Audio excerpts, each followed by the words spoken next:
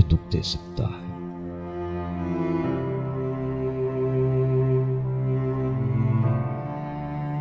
कौन मुझे दुख दे सकता है? दुख तो मेरे अंदर की किस्त वीरां का एक तना बेबर्ग शजर है।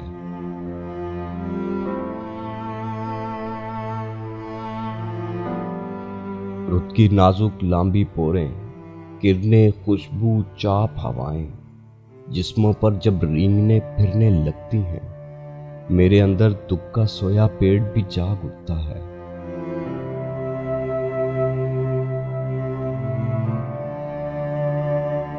तंग मसामों के गुर्फों से लंबी नाजुक शाखें फन फैलाकर तन की अंधी शरियानों में कदम कदम चलने लगती हैं।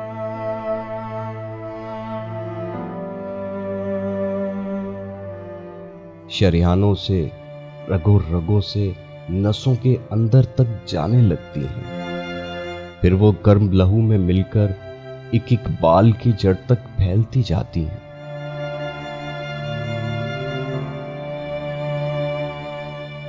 और ये मेरा सदियों पुराना मस्कन, खाकी मस्कन, खुद भी एक शजर बन जाता है। वक्त की कतरा कतरा टपकती सुख सुबह की नोक पे आकर जम जाता है।